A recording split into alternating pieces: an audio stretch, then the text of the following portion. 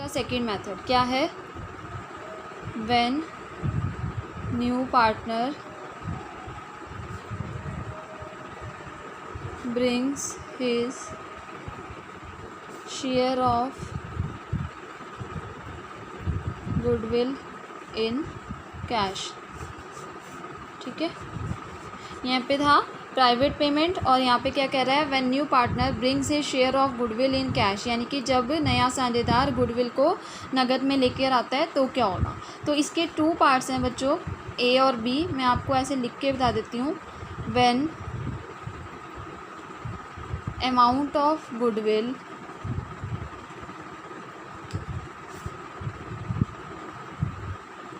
retains in the business, Hindi में भी लिख देती हूँ। यदि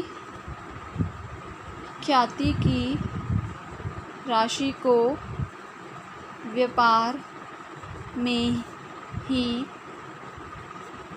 रख लिया जाता है, ये फर्स्ट मेथड है। इसी का एक और बी पार्ट है जो मैंने एरो लगाया है। When amount of goodwill is withdrawn bye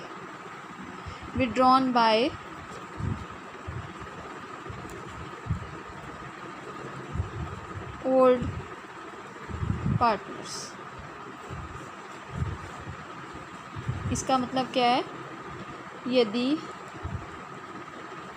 ख्याति की राशि को व्यापार से निकाल लिया जाता है।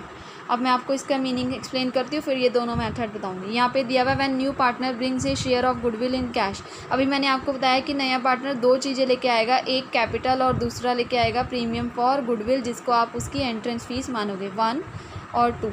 तो इसका मतलब अगर वो 1 लाख रुपये कैपिटल के लेके आ रहा है तो 30,000 रुपये प्रीमियम फॉर गुडविल के लेकर आएगा, पर किस फॉर्म में? इन कैश, यानी कि वो नगद रुपया लेके आ रहा है। और जो ये एंट्रेंस फीस होती है ना बच्चों, जिसको आप है प्रीमियम फॉर गुडविल सिर्फ समझेंगे माइंड में कंसेप्ट लेके कि एंट्रेंस फीस है, तो जो एंट्रेंस फीस है वो लाकर किसको देगा? पुराने साझेदार को, क्योंकि अभी तक बिजनेस में केवल वही 2 साझेदार थे। तो इसका मतलब जो भी नगद अमाउंट लेकर आ रहा है उसके ऊपर पुराने साझेदार का राइट है। जो ये 30,000 पे वो लेकर आएगा, 30,000 को पुराने साझेदारों में बांट दिया जाएगा।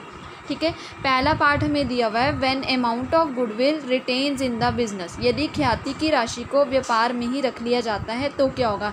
यानी कि जो ए और बी, जो सी अमाउंट लेकर आ रहा है 30,000, वो ए और बी को मिल तो जाती है, पर ए और बी उसको व्यापार में ही रखते हैं। यानी कि जो भी मान लेते हैं इक्वल रेशो है, तो आधा पैसा ए को और आधा पैसा बी को मिला, यानी कि 15,000 ए को और 15,000 बी को मिला। तो 15,000 ए और बी को मिलने के बाद उन्होंने उसको रिटेन्स इन द बिजनेस का मतलब व्यापार में ही रख लिया, यानी कि अपने पर्सनल यूज़ के लिए कहीं वो निकाल कर नहीं लेकर गए घर, बल्कि उन्होंने उस पैसे को अपने बिजनेस में ही री इन्वेस्ट कर दिया है। तो रिटेन्स इन द बिजनेस का मतलब होता है जो अमाउंट उन्होंने रिसीव करी है उसको बिजनेस में ही रख लेना, ना कि उसको पर्सनल यूज़ के लिए कहीं खर्च कर देना। और यहाँ पर जो सेकंड केस है, यदि ख्याति की राशि को व्यापार से निकाल लिया जाता है तो, यानी कि यहाँ पे बांट तो लिया, पर बांटने के बाद ए और बी जो भी पैसा सी की तरफ से मिला वो उसको पर्सनल यूज़ के लिए लेकर गए हैं, यानी कि 15,000 रुपये वो अपने घर ले गए हैं, उससे वो अपना कुछ भी काम करेंगे। यहाँ पर बिज़नेस में ही री इन्वेस्ट कर दिया और यहाँ पर हमें बिज़नेस पे री इन्वेस्ट नहीं किया बल्कि पर्सनल यूज़ कर लिया। ठीक है, तो अब मैं आपको ए मेथड की एंट्रीज़ क्लियर कर रही हूँ कि ए मेथड की एंट्रीज़ हमें किस तरह से करनी है। ए मेथड की एंट्री करने में 2 आपको एंट्रीज याद करनी पड़ेंगी। 1 इज़ फॉर कैपिटल, ठीक है, and another is for premium for goodwill. ये 2 चीज़ें आपने माइंड में रखनी है। तो आपने यहाँ पे एंट्री बनाई, bank account debit to new partner capital account. जो मेथड आप पढ़ रहे हैं वो क्या है कि आप प्रीमियम फॉर गुडविल भी नगद में लेके आ रहे हैं। तो आपने यहाँ पे लिखा PRE स्टैंड्स फॉर बच्चों प्रीमियम, ठीक है, प्रीमियम फॉर गुडविल अकाउंट। यानी कि इस बार 2 तरह से हमारे पास कैश आया है। एक तो जो नया साझेदार कैश में कैपिटल लेके आया 1 लाख रुपए, और इसके साथ वो जो 30,000 रुपये गुडविल के लेके आ रहा है, तो इसका मतलब बिजनेस में टोटल कैश कितना आया? 1,30,000। तो नरेशन क्या बनी? For new partner brings capital and premium for goodwill in cash, यानी कि नया साझेदार कैपिटल को और प्रीमियम फॉर गुडविल को नगद में लेकर आता है। अब मैंने आपको बताया ये जो गुडविल है इसके ऊपर राइट किसका हुआ, पुराने साझेदार को, क्योंकि वो एंट्रेंस फीस लाके किसको देगा, पुराने साझेदार को। तो इसका मतलब प्रीमियम फॉर गुडविल को आगे डिस्ट्रीब्यूट करने की एंट्री आपने कैसे सीखनी है, प्रीमियम फॉर गुडविल। ये आप ध्यान रखेंगे, मैं बार बार नहीं बता रही हूँ, एब्रीवेशन यूज़ कर रही हूँ। PRE stands for premium for G.W goodwill. Premium for goodwill account debit to old partners capital account.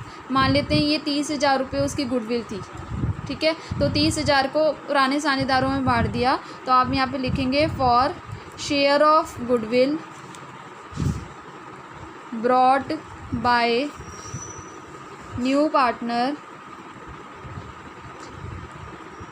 Transfer to new partners capital account in which ratio, in sacrificing ratio, ठीक है।